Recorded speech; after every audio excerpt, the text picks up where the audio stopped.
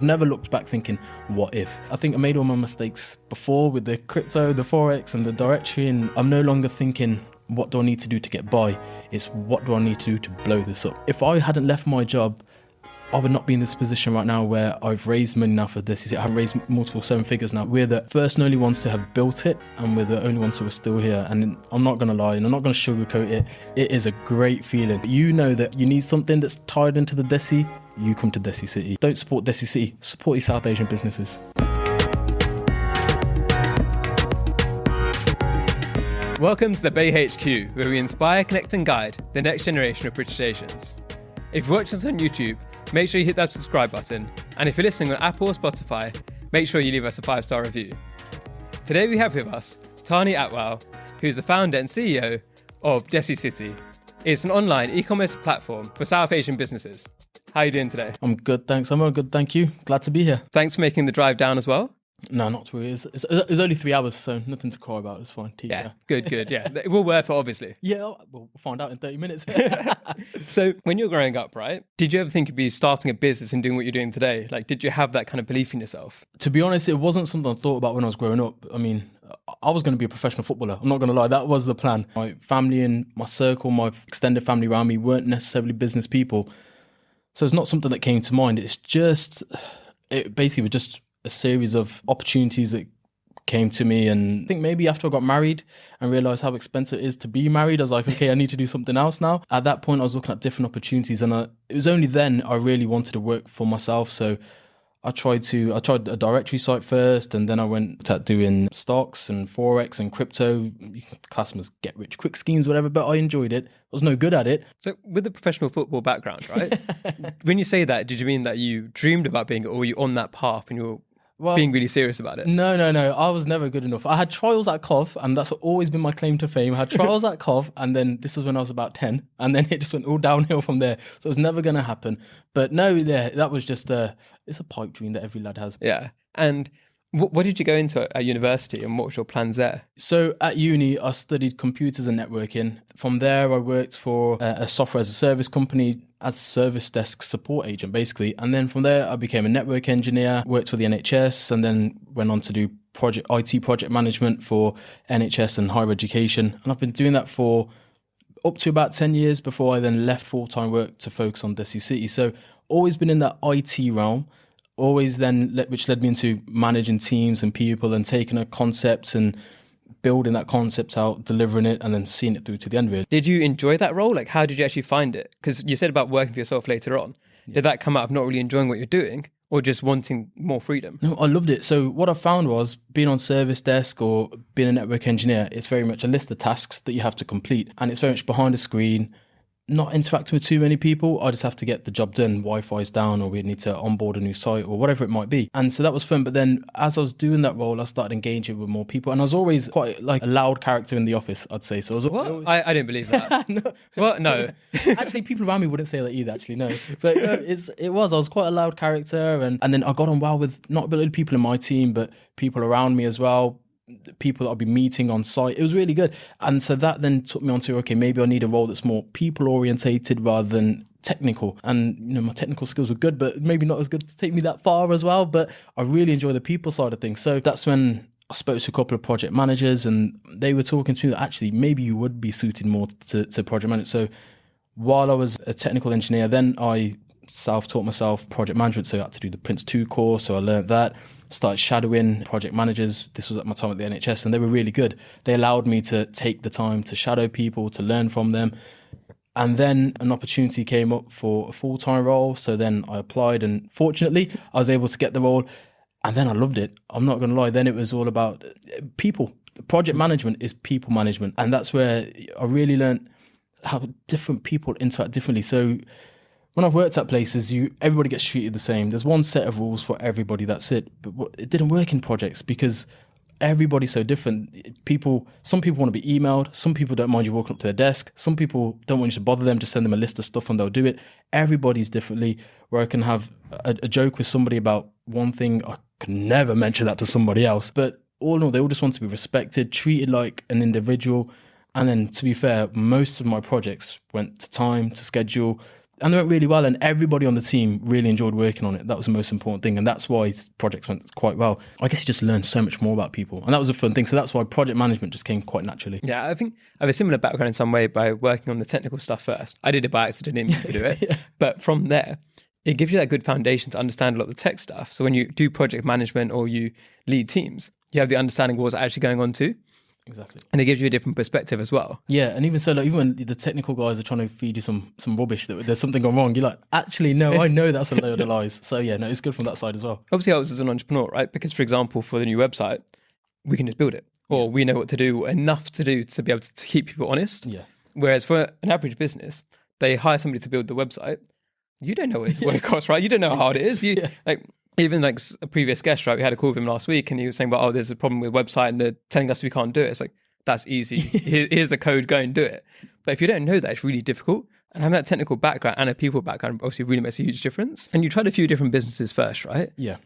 What were some of the more interesting ones you found where you learned a lot from them and that helped inform what you did later on? So I tried to start a directory site for Asian businesses, and it went quite well, but there just wasn't really an appetite for it. So I built the platform. I contacted lots of businesses to get them. I think there were about 300-400 businesses on there. It was a free service, but it just didn't take off the way I wanted. I'm not sure if that was timing. I don't know if because I didn't have the right push behind it as well, but it didn't really take off. And so I learned a lot from maybe mistakes I made. It left a lot of thoughts in my mind. How could I have done it differently? That then was kind of put aside.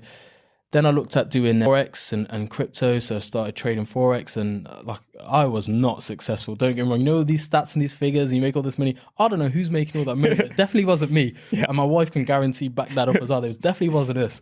There's no Lambos on my drive. So didn't really do too well with the Forex stuff. Then kind of moved on to, okay, maybe crypto. So I did invest in some crypto. Me and my brother did. And so we're still holding on to these coins. Obviously, there's been a bit of a crash right now as well, but we're holding on to hope with that as well. But everything was slightly different. Everything taught me something else, and it's just a game of knowledge, isn't it? It's acquiring knowledge from your mistakes more than anything that you do well. So yeah, it was a very big learning curve. What did you learn from the directory business? Because how hard was it actually to stop that as well? Because if you've got 300 or 400 people on it, you think, okay, so it's got traction, it's getting somewhere. But to give up on that and decide, actually, this isn't what's going to go for the future. Was that a hard decision, or was it quite easy for you to let go? It was an easy decision because it felt like the right decision. That was the thing. So I put a lot of time and effort into it, and we put my own money into it to get it going. I spent a lot of time building it, mornings, evenings, phone calls, and it was going well. But as the business was going on, I couldn't see where this was going long term. That was the thing. Fine, you could probably get some advertising out of it and monetize it that way, but where was the scale? That was a question. So I think as soon as I realized that, and it takes you to step back from your business, because you're working on something, you become very passionate, very engrossed, and very blinkered. So I stepped away and I was like, what's the scale on this? And there really wasn't scale. There wasn't. I wouldn't be changing anything. I wouldn't be, because there's other directories out there. So it didn't feel like stepping away was the wrong decision. It genuinely felt like the right decision. In some ways it felt, it lifted some sort of pressure off as well. I was like, okay, it's the right decision. So I've never looked back thinking, what if? And that's a big thing. I don't ever want to walk away from something thinking I didn't give it 100%. Same with the Forex, same with the crypto, the directory site. None of that I look back on and think I didn't give it 100%.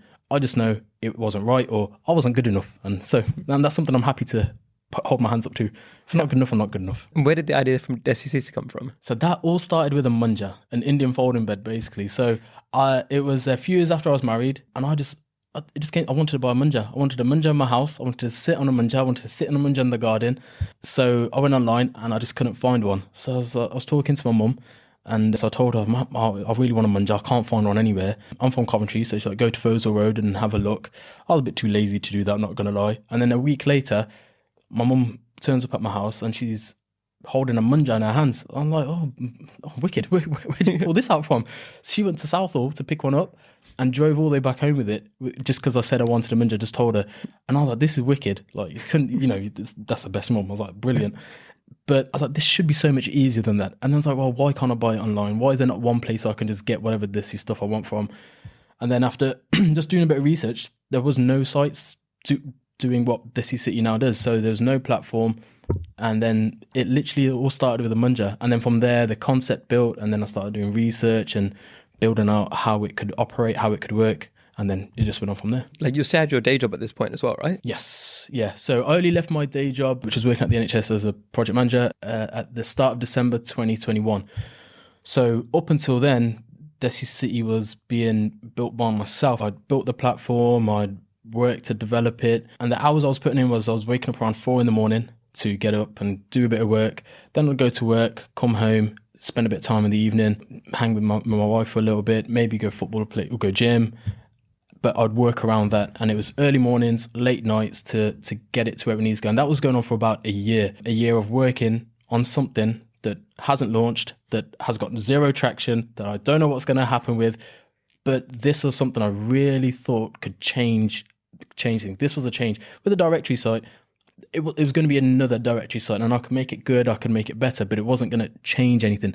DesiCity is going to change the way e-commerce happens for South Asian and Desi people here in the UK at the moment. Yeah, and how did you get those initial people on the platform? So did you build up, how long was the time for actually developing the platform before you could start bringing people on? Yeah, so I'd say it was about 18 months up until of development, so about 6 months of my own time. Then I needed some changes made that were too technical for me to make. So I went to an agency in Birmingham, and they did a great sales pitch of telling me why it was on a good site and how they can make it better. And I was like, cool, take all my money then, no worries. So they did a great job, and they're still building DesiCity for us now, very, very close. We work like one family, which is great. So they then took it, and there's about a year of development. So about 18 months before we launched, and we launched in late December 2021. So we've just hit we're just over 1 year old now. So yeah, about 18 months, and then a year from there to now. And then how did you get the first people on the platform to trust what you were doing? Yeah, that was very difficult. So during the development stage, I went around Birmingham and Coventry and a few other places on the Midlands, just talking to shop owners, and all I got was a resounding not interested, not interested, not interested. And so I can understand why that would put people off, but to me I was like, they just don't understand this, they don't get this. So I kept building it, and when I hired my first member of the DesiCity team 3 months before we launched, she's still with us now, Priya, and she worked alongside me to bring on the first few sellers. And it was just a case of pitching to them what DesiCity is right now. So just being completely honest and telling them where we're going to take DesiCity. And I'll be honest, the first 10, we launched with 10 businesses and 200 products. Every single one of them is still a seller on DesiCity now. And every single one of them said that they believe in the vision of DesiCity. Not just that, but they loved what me and Priya, the energy we came and how we talked to them. Some of these calls were made over Zoom, Google Meet, whatever the video calling software was. But over there, some was in person. But every single one of them loved the concept, loved the idea. We weren't the first ones to come up with the concept, but we're the first and only ones to have built it, and we're the only ones who are still here. And I realised why now, because it's a big task. Yeah. It's one of the things I think people underestimate is in order to have a successful business, it has to be hard. Otherwise, everybody would just do it. And what's your advantage? Why are you going to do it? And why is it going to be successful? And obviously, you sticking out, you having a technical background, you having a project management background, and then you mentioned there as well your first employee. That's one of the hardest decisions for so many businesses. How did you pick her? What made you bring her on board? So I interviewed quite a lot of people for that first role, and Priya stood out, and it had nothing to do, and I mean very respectfully, nothing to do with skill or experience. She was just a great person, and her personality aligned with mine, and her personality and character aligned with what I want DesiCity to be about. And it's very open, very transparent, and she was just very driven. And I was like, okay, great, cool, come on board. That was it. And it was just one brief, I think it was about a half-hour meeting that we had. And we were talking about this because we've just hired now our 5th member of the team. And we were just talking about her interview. And she's like, you hardly asked me any like typical interview questions. I just wanted to know more about her. And that's all I was interested in. And it's a testament because she's a key member of the team. And you're right, it is the hardest decision to make. But I think if you get it right and you hire somebody with the right values, it can be the best decision you make as well. Yeah, and going from those 10 businesses, right? You obviously, that's one part of the problem is getting businesses on there. Yep. But they're getting people to actually buy from that website is another problem. How did you go about that? I'll be honest, that's probably the most difficult bit because we're a new platform, we're a new brand, and nobody knows us. And we're online, which makes it very difficult to trust us. We've all heard of internet scams and how people have lost money. That's the biggest fear when using DesiCity. So we made sure we partnered with Stripe as our payment merchant. They're used by Deliveroo and a number of other worldwide brands. So that's a trust in the payment side of stuff. And we make sure we have a very close relationship with every seller that joins. One of the team is always in touch with them, whether that's a Google Meet call initially, whether that's emails, whether that's phone calls. They reach out to us on Instagram, WhatsApps. We're always open to our sellers. And we've actually built out the DesiCity features based on feedback we've got from our sellers. So it's not like they're another number. So we've developed that trust with our sellers, but to get sales on board, it was developing that same level of trust. So like I said, we had to incorporate the right technology and just be consistent. We had to consistently keep bringing on sellers. With a marketplace platform, it's very difficult because sellers want to join when there's a lot of traffic and sales, but customers will only bring the traffic when there's lots of sellers and products. And we explained this problem to every single seller, but we said we're going after the sellers first to bring them on, then the customers will come. And I'm not going to lie, sales initially were very difficult to come by, but what we're seeing is over time, sales are increasing, they're becoming more and more frequent, traffic is increasing nicely. And to be honest, we've not spent a lot of money on marketing. It's been mostly on development. We've hired some brand ambassadors who are doing a great job for us to raise awareness in the DesiCity brand and the sellers on our platform. But now this year is a big marketing push where we'll see a big change in where people see DesiCity, how often they're seeing DesiCity, the trust that they can have in DesiCity. We're still here. Nobody's been scammed. Nobody's lost money. And our initial sellers that came on board with DesiCity are still there. So you know in there about scamming, right? How difficult is it when you put so much effort in yourself, and sometimes people come to like, oh, how do I know this isn't a scam? And it's like, well, are you calling me a scammer? And just how do you deal with that kind of conversation? Because obviously you want to do it in a respectful way. Yeah. But it's obviously a difficult skill, right? It must be something to do with my face. But I'm not going to, I see it as a compliment because that line normally comes, from a seller, that line normally comes after we've told them everything that we offer them. The fact that whatever our commissions are and all the ways we're going to market and what we're aiming to do. So when a seller says that to me, I take that as bump. I take that as a compliment. I'm like, wicked. I'm like, yeah, it's too good to be true. But no, it is true. This is exactly what we offer. This is what we do. And this is what we're going to be doing. And then from a customer's point of view, there's little that we can do to convince them that we're not a scam in an online presence. So what we have to keep doing is just being consistent. We have to keep adding more sellers, adding more products, making the platform look better, function better, and keep sending out the right messages in social media and wherever else we are present. And that's the only way we can win people around. Once people see that we're still there, we haven't disappeared, and eventually they'll know somebody who's bought off DesiCity. They'll know some of the sellers on DesiCity, and that will develop the trust with the customers as well. So it's a very difficult task. There's not one thing you can do to answer it, but it's a level of consistency across a number of different things. And you mentioned it before about scalable businesses, right? And this is one of the things that DesiCity is, because it was also a network effect. The more people that buy from DesiCity, the more other people buy from DesiCity, the more sellers are on DesiCity, the more other sellers want to be on there. But it's that initial bit is the hardest bit, right? Because how do you then prove yourself until you've got that scale? And now you're getting to that stage where more sellers are coming on board because they see what's going on, as people see the name more. And what's the hardest thing at that point is often you've got to pump in so much of your own money. Yeah. And you mentioned that you've had a few rounds of investment, right? When did that first round come in, and what made you decide, okay, this is a time we need to get people to back us? Yeah, so we've just closed off our second round of investment, or coming to close the second round of investment, and we're very lucky in that sense. And the first round came in around August of 2021. Basically, all my savings had gone. All the money had gone. I was looking at selling so I've got a car, my wife's got a car. We were looking at selling one of the cars. And it was at that point we really had to evaluate DesiCity and say, okay, is this something that I just want to keep running as frugally as possible, or as with as little money as possible, or can I get somebody to believe in my vision of what DesiCity can become? So I reached out to, and I was very lucky actually. I know people looking for investment have to go out to 15, 20, 40, 100 rounds. I only spoke to 4 or 5 different investors. So my business partner at the moment, I had a call with him. I explained what DesiCity is. I explained what it can become and the plan behind it. I was fortunate because this is someone I know personally as well. And it was a 1-hour phone call. And then at the end of it, he goes, I'm in. He goes, I'm in.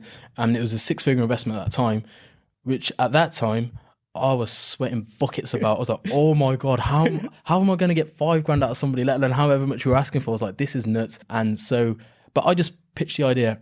Part of it, he goes, I love the concept. He goes, it's great. I gave him the whole 10-year vision behind it. He's behind it all. But he said something that sounds a bit like I'm giving myself a bit of bump or whatever. But he's like, I know you, I trust you. And he goes, I know you've got the energy to drive as well. He goes, it's not only a good idea, but you're the right person to push something like this. And I think it was a plot with him saying, you're just really chatty. You don't shut the hell up. So you'll be able to do well in this. And hopefully I'm proving his case right at the moment. Yeah, and it's one of those things as well where it's what a lot of founders fail on in some ways, because they have an idea that they think is amazing, but they really suck at explaining why it should be them that does it. Yes. And sometimes people are so scared about sharing their idea. But if you're scared about sharing your idea, you shouldn't be, because you should be the best person to do it. So it doesn't matter if other people are trying to do the same thing. If somebody else is trying to build DesiCity now, you've got ahead of them, you've got a moat, you've got worked out what you're doing. So you don't need to be scared of somebody else trying to copy your idea, right? No. But some people are living in this fear. And you mentioned before that there were other people trying to do it before who then gave up early. What kept you going? What made you not give up? One, I knew what DesiCity can become. So I know how it can change the way we buy our Desi products, the way we do Desi shopping, anything we need. I mean, I'm in Coventry. Most of the time, if we're going to go, we have to go to Birmingham, or it's that long trip to Southall to get the manja to bring it all back again. It's a long trip. So I know how convenient it can become and how it can change stuff. It was less about the motivation, more about the discipline behind it. So I knew what this can become. So I stuck at it. I didn't give up. When money's ran out, I found the money. Whenever there was something that was going wrong with DesiCity, or there was another problem with DesiCity, we just found a way to overcome it. And as a team we found ways to overcome it. I don't find, if someone else is going to start up another DesiCity, it's not a problem. That's not a problem. We're not the only people who have created a marketplace. You got Etsy, you got Not the High Street. I mean, we're better pricing them, but other people will come up with a similar concept. It's not a problem. As where you've got to so far, right? You said now you're pushing on the marketing side, and what are the ambitions for DesiCity now, right? Where do you want to get to? We don't want DesiCity just to be about products. We want to bring on services and booking systems and everything to really create a one-stop shop for DesiCity. So you can buy your bindis, your saris, your frameworks, your whatever you need, anything Desi. But then you can also book, amend the artist, hair and makeup, a DJ, whatever you need. And then you can also book your tickets that you need to go to, I don't know, Diljit Dosanjh concert or whatever you need. It could be anything, but you know that you need something that's tied into the Desi, you come to DesiCity. That's here in the UK, but DesiCity, what we are creating is not being done anywhere. So we're taking this abroad, and that's a plan, and that's why we've got investment now to grow the UK team, to grow the UK DesiCity, and then to take DesiCity out and across the world, basically. So it's quite ambitious, but like you said, I'm the right person to do it, so it's fine. You said as well that you got quite a significant round of investment just come in, right? Yes. How does that feel as somebody who's a first-time founder? So it's one thing to get the money in for the first round, right? Which is obviously very significant, but second round, a lot bigger. Yeah. How does that feel, validation-wise, that people are believing in your idea? And is also a pressure element of that as well? It was a great feeling, I'm not going to lie, for about 10 seconds. And that's when the pressure hit, like you said. The pressure landed I need to really make this work now. Because essentially we could consider the first year as a proof of concept, laying down the foundations. As soon as that second investment was secured, it was brilliant. Now I've got all this work to do. It's going to be mad. It's going to be crazy. Yeah, I literally just went straight into planning mode. I was right, I need to do this. I need to do this. And that's when we started hiring more members of the team. And my current team, me, Priya and Tristan, we've always, and Anita and Anisha, we're always throwing around these ideas, what we could do. That's what we can do it now. There's oh shit, I need to start planning this stuff in now. We actually need to plan it in now. So it was a great thing, but it's a great situation to be in. I'm not going to lie. I feel very blessed, very lucky, very fortunate. And yeah, it's now just changed the way I think. I'm no longer thinking, what do I need to do to get by? It's what do I need to do to blow this up now? And so it's been a slight mentality shift and shift in the way I'm thinking. Yeah, I mean, in terms of pressure, I don't necessarily, pressure is one of those things that kind of gets me. And I know it sounds very big-headed, but not in a big-headed way. It's just pressure's another thing to deal with. It's cool. If I hadn't left my job, I would not be in this position right now where I've raised money now for DesiCity. I haven't raised multiple 7 figures now for DesiCity. I wouldn't be sat here with you, a part of the Bay Nation on the Bay podcast. But, I'm so fortunate and I'm lucky. So every pressure is just another opportunity that I would never have had 18 months ago. So I just feel very lucky to have that problem to deal with. And it's a very good problem to have. And it's just a pressure now. So we have to, I am now very much entrusted with that money, with the team, with the people around me, with the sellers, with the people who are already buying or thinking of buying off DesiCity. I have to make sure the platform's great for customers and sellers. We have to make sure the marketing is on point.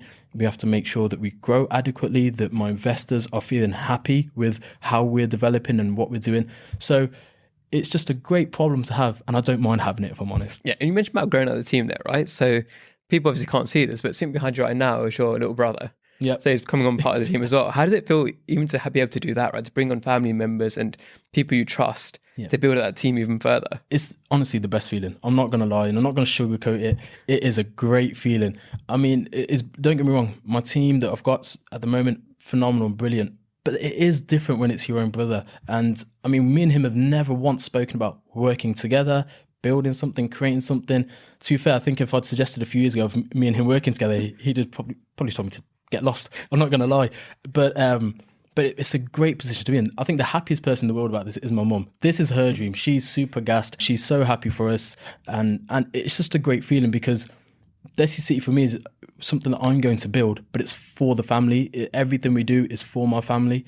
And now to have my family as part of it, there's no higher personal accolade, personal feeling that you could have. It's a great feeling. And I feel very proud to be able to share the rest of this journey now with my brother. But up until this point, he was always the person I'd be talking to. We're doing this now, we're doing that now, this is what we're going to be doing.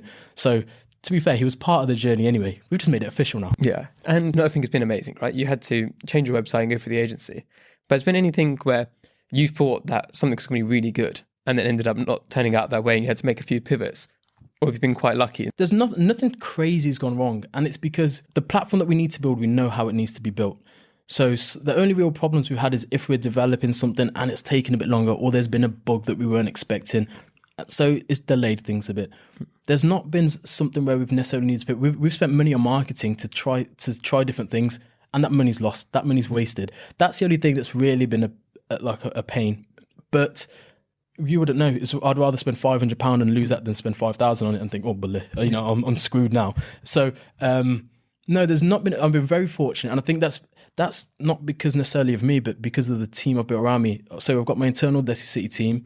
But then the agency that I work with in Birmingham, Gloss, they're very good at advising me. So I will go to them with a suggestion of something we need to do, but they will tell me what they think might be better. And sometimes it means I have to go in and think about it. A lot of the times I do trust them. And that's why things go well. And then the wider network, I'm networking a lot, at least 2-3 times a month, going to different networking events. And I've built a great circle around me now of people I can discuss ideas with or talk about or say, this has happened, what do you think?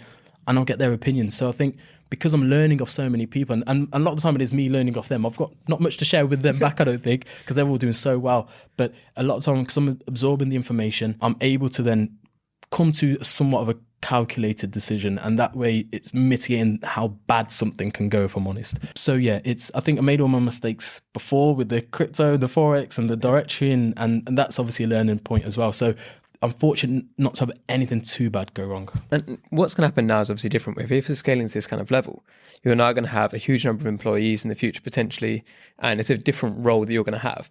What are some of the challenges you're kind of looking forward to in some way? Because you mentioned about pressure before, how it's a new thing for you to take on. What are some challenges you're excited about where maybe you're not sure how you're going to be able to cope just yet, but it's a new thing that you're like, okay, I can't wait to do that? Yeah, well, the biggest thing that keeps playing in my mind, and it's already been happening, is stepping away from the daily doing DesiCity, daily tasks with DesiCity, and then kind of just letting the team get on with it. And so I really like being involved. I love working on DesiCity. Like, there's no day I've woke up thinking, I can't be bothered. I love it. So now, rather than stepping in, setting up shops or having the sales calls or whatever it might be, to now say, okay, you guys take care of it, and kind of directing that overall strategy. And yeah, okay, now we need to go in this direction. We need to X, Y, Z. And then focusing on taking DesiCity abroad. It's that not being involved, getting my hands dirty every day, that I think is going to be the most difficult thing. And that's the thing I'm going to have to get adjusted to the most, I think. And it's a very good problem to have. It's a great place to be in. And I'm sure I'm going to do my team's head in, because I'm sure that there'll be days I'm like, guys, what's going on? Please keep me informed. What's happening here? And they've already got it locked off. And even now, at this point now, I'm checking in with the team on certain things. And they've already done what we had discussed and taken it a step further, while I've been focusing on getting something else done. And I'm like, oh, cool, thanks. So it's already happening. And so I just don't want to feel too alienated from what actually DesiCity is doing, just to drive the bigger picture. So, but I've got a great relationship with, look, it's my brother and the rest of the team. Priya's been with us for 18 months. We've got a team, 5 full-time employees and 8 in total. So I've got a great relationship, so it's not going to be too difficult to keep in touch with them. Plus, I don't take no for an answer as well, so I'll be badgering them until they give me the answer. Yeah, and you mentioned some of the stuff about like geographical expansion things as well. What's the hope? Is it one day you're going to have teams in different countries all over the place? What's the ambition there? So that's the plan at the moment. So we're going to be setting up DesiCity out in the States and have a team there. Then we're taking one, I'm not 100% sure what the exact location, but out east. And then we're having a team out there. And that will cover us for the next couple of years. And then it's to go further afield and bring on and see what other opportunities come available. But yes, separate teams in separate areas. And then just me kind of just dotting between conversations between the different teams to make sure everybody... The problem with that is making sure that they all do have the same values as what DesiCity started out with. And we've had some people already say this to us, jokingly, but DesiCity's not going to be the same when you do this. And I think with the right team, the way we've hired at the moment is off people's values, people's personalities. And I think with that behind it, I'm not concerned about how DesiCity looks out necessarily. It's just making sure that as we keep growing, that those values are not lost. Yeah, and what we're going to have to do as well is get you on again in the future as you've expanded and like get that story of how that expansion went and if it went to plan as well, right? Because there's always going to be bumps along that road and how you overcame them and the lessons you learned from that too. But we're going to have to move over to the quick fire questions now. So first one, who are three British Asians you'd love to shout out that people should be paying attention to or learning from? I've got to shout out Gloss Agency. So they're my development partners and they've done a great job with DesiCity. But I've seen the other brands they've worked with and how they've elevated them. So they're not just a creative agency, they will help elevate your business. So they've been phenomenal. I mentioned I go to a lot of networking events and the ones I enjoy the most are the ones run by the Networking Club. They do a phenomenal job around the Midlands. And outside of London, it's very difficult to come across very good networking events. So I have to give them a shout. And lastly, I'd say Signature Awards, which is run by Ninda Johal. He's doing a great job in creating a community of different business, not just Asian businesses though, but he's leading it as an Asian, but creating a community of business to create awareness of not just the Desi businesses, but a lot more. And he's really elevating that game. And then if people listening right now are looking for help, looking for guidance, what should they come to you about? Anything. If anybody's looking for any help, and not because I've got the answers, but because I'll be able to help them get to the answers. While we've been working on DesiCity, I've had sellers come to me with a number of different issues that has had no impact on DesiCity, and really it's not for DesiCity to get involved with, but they've had troubles trademarking, copywriting, hiring, they've had disputes between themselves, and let alone, okay, where do you think I should promote something, whatever. So they've come to, I've not always had the right answer, but I've asked, because I'm fortunate to have a great circle around me. I've asked the question, got back to them, and they've always been happy. So if anybody wants to get in touch with anything, honestly, feel free. We're always here to help. DesiCity is about creating that platform from which businesses can elevate themselves. And that's what we want to do, bringing everybody together and everybody growing together. So even if that's just through somebody reaching out to ask a question, by all means, go ahead. And then on the other side, what's something that DesiCity or you need help with right now yourself? I think it's just people talking to each other about DesiCity, going on DesiCity and checking it out. I want people to use DesiCity if they want to use DesiCity. So I would ask everybody to go on the platform, see if there's something they like. If there's not, let us know. If there's a feature or function they don't like, let us know, because the best developments we've done are based on feedback we've got from customers and our sellers. Because every time somebody buys from DesiCity, they're supporting a small business. Nobody who buys on DesiCity buys anything off me. What they're doing is they're buying off a Desi business. Don't support DesiCity, support your South Asian businesses. Perfect. And then thanks so much for coming on. Have you got any final words? Well, thank you for having me on. Firstly, thank you to you and Goodview for having me on. Honestly, it's one of my milestone moments. So I've got to honestly say that, it's an honor to be here. And I'd say that the only other thing, and I was talking to my brother about this, is that anybody listening, anybody watching, no matter what they're doing, they don't have to be an entrepreneur. They could just be working whatever job they enjoy doing, but have discipline in what you do. Motivation comes and goes. And this is something me and my brother were discussing. Motivation will come and go. That's when most of New Year's resolutions fails before the end of January. But it's discipline that keeps you going. So whatever you want to pursue, whether it's a career, whether it's a business, whether it's to lose weight, whatever it might be, have discipline at everything you do. And even if your motivation goes, you will be 1,000 times better at the end of a year, let alone 2 years, 3 years, than you would be if you let motivation lead you alone. So be disciplined in everything you do and just watch how happy you are at the end of it. Hello everyone. Thank you so much for listening. It means a huge amount to us. And we don't think you realise how important you are. Because if you subscribe to our YouTube channel, if you leave us a 5-star review, it makes a world of difference. And if you believe in what we're trying to do here, to inspire, connect and guide the next generation of British Asians, if you do those things, you can help us achieve that mission. And you can help us make a bigger impact.